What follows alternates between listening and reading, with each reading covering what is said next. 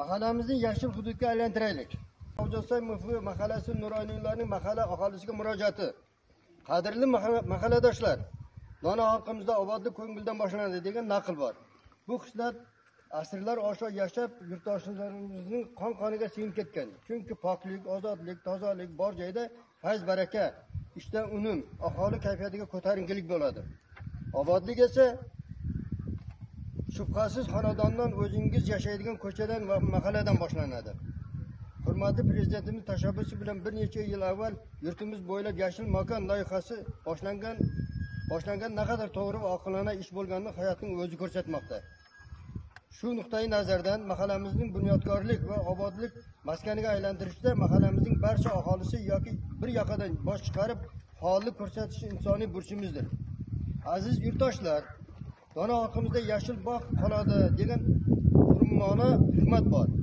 Milliy qadriyatimizga sodiq qolgan holda oilada farzand dunyoga kelganda unga atab ko'chat ekish, hashar yo'li bilan bog' rog'lar yaratish, uylarning atrofini ko'kalamizlashtirish kabi ezgu an'analarimizga hominoq tarzda mahallamizdagi har bir xonadon tomonidan kamida 20 ta meva va manzarali ko'chatlar ekishga chaqiramiz.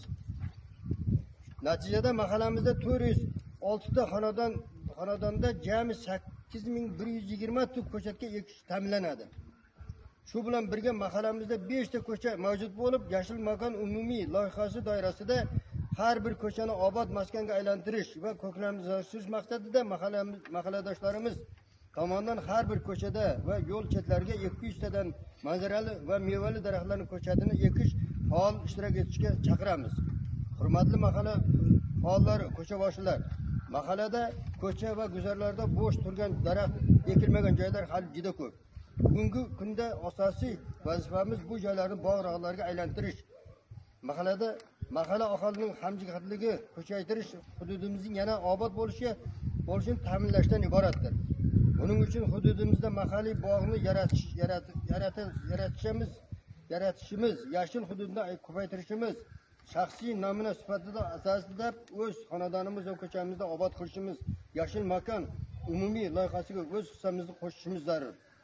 Ekilgan har bir niholni parvarishlash va saqlash mahalla faollari, mahalla servis kompaniyasi yonbozlik ko'rsatishi lozim.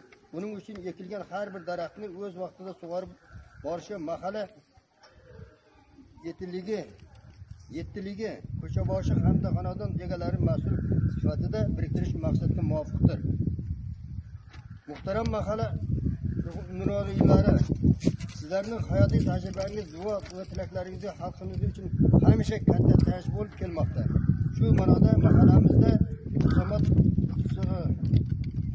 istiqomat qilayotgan har bir keksa avlod vakildan hududimizda yashil makon loyihasini amalga oshirishda aholi tomonidan ko'chalarni namunali ekishni tashkillashtirishda bosh-qosh bo'lishlarini, tashabbuskorlik ko'rsatishlarini kutib qolamiz.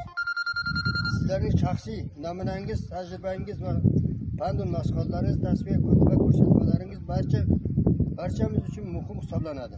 Shu borada mahallamizda 200 nafar nuroniylarimizning har biri bir tutdan ko'cha eksa, 200 ta daraxt paydo bo'ladi. Yoki har biri o'z yoniga 10 nafar yoshni jalb qilsa, bu raqam 10 barobarga oshadi. Toki bizdan foydalanib farzandlarimizga obod yashillikka burkangan go'zal vatan, obod mahalla qolsin.